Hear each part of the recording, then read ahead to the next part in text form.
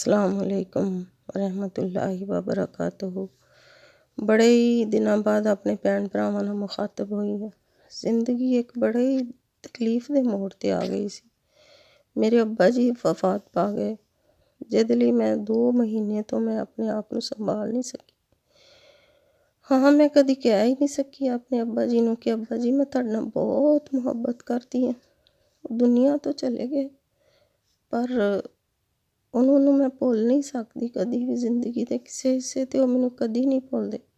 ਹਰ ਵਕਤ ਯਾਦ ਆਉਂਦੇ, ਹਰ ਵਕਤ ਯਾਦ ਆਉਂਦੇ ਆ। ਅੱਲਾ ਪਾਕ ਉਹਨਾਂ ਦੇ ਦਰਜਾਤ ਬੁਲੰਦ ਕਰੇ ਅਤੇ ਮੇਰੇ ਪੀਰ ਭਰਾਓ ਚੜ੍ਹਦੇ ਪੰਜਾਬ, ਲੈਂਦੇ ਪੰਜਾਬ ਦੇ ਸਾਰੇ ਉਹਨਾਂ ਲਈ ਦੁਆ ਗੋ ਰਹਿਣਾ।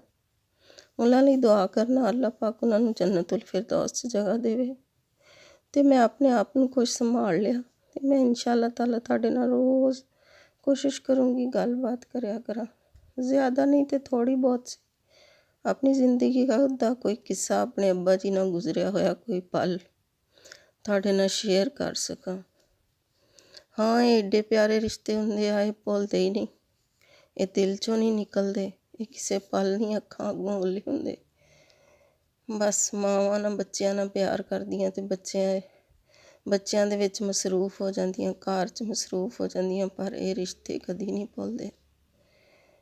ਤੇ ਮੇਰੀ ਸਾਰੇ ਵੀਰ ਭੈਣਾਂ ਨਾਲ ਭਰਾਵਾਂ ਨਾਲ ਰਿਕੁਐਸਟ ਆ ਕਿ ਮੇਰਾ ਚੈਨਲ ਜਿਹੜਾ ਨਾ ਉਹ ਬੜਾ ਹੀ ਗਰੋ ਨਹੀਂ ਕਰ ਰਿਹਾ। ਤੁਹਾਡੀ ਮੈਨੂੰ ਸਪੋਰਟ ਦੀ ਜ਼ਰੂਰਤ ਆ। ਤੁਸੀਂ ਪਲੀਜ਼ ਉਹਨੂੰ ਸਬਸਕ੍ਰਾਈਬ ਕਰੋ, ਲਾਈਕ ਕਰੋ, ਮੇਰੀਆਂ ਵੀਡੀਓਜ਼ ਲਾਈਕ ਕਰਿਆ ਕਰੋ ਤਾਂ ਕਿ ਮੇਰਾ ਚੈਨਲ ਗਰੋ ਕਰੇ।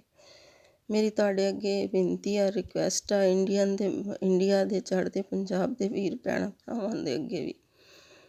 ਤੇ ਜੀ ਫਿਰ ਗੱਲ ਹੁੰਦੀ ਰਹੇਗੀ ਇਨਸ਼ਾ ਅੱਲਾਹ ਤਾਲਾ। ਤੇ ਮੈਨੂੰ ਦਿਓ ਇਜਾਜ਼ਤ। ਆਪਣੀ ਭੈਣ ਨੂੰ ਦੁਆਵਾਂ 'ਚ ਯਾਦ ਰੱਖਿਓ ਤੇ ਤੁਸੀਂ ਵੀ ਹੱਸਦੇ ਵਸਦੇ ਰਹੋ ਆਪਣੇ ਘਰਾਂ 'ਚ ਤੇ ਮੈਨੂੰ ਦੁਆਵਾਂ 'ਚ ਯਾਦ ਰੱਖਣਾ। ਤੇ ਇਜਾਜ਼ਤ ਚਾਹੁੰਦੀ ਹਾਂ। ਅੱਲਾ ਹਾਫਿਜ਼। ਮੇਰੀਆਂ ਵੀਡੀਓਜ਼ ਦੇਖਿਆ ਕਰੋ, ਮੇਰੀਆਂ ਰੈਸਪੀਆਂ 'ਤੇ ਅਮਲ ਕਰਿਆ ਕਰੋ, ਬਹੁਤ ਅੱਛੀਆਂ ਹੁੰਦੀਆਂ। ਮੈਂ ਮਿਹਨਤ ਕਰਦੀ ਹਾਂ ਇਹਨਾਂ ਵਾਸਤੇ, ਮੈਂ ਕਿੰਨਾ ਇਹਨਾਂ ਲਈ ਵਕਤ ਕਰਦੀ ਹਾਂ ਤੇ ਤੁਸੀਂ ਦੇਖਦੇ ਹੀ ਨਹੀਂ। ਦੇਖਿਆ ਕਰੋ ਮੇਰਾ ਵੀਰ ਭੈਣ ਭਰਾ। ਠੀਕ ਆ ਜੀ, ਅੱਲਾ ਹਾਫਿਜ਼। ਅੱਲਾ ਤੁਹਾਨੂੰ ਆਪਣੇ ਘਰਾਂ 'ਚ ਖੁਸ਼ ਆਬਾਦ ਰੱਖੇ। ਆਮੀਨ ਸੁਮਾ ਆਮੀਨ।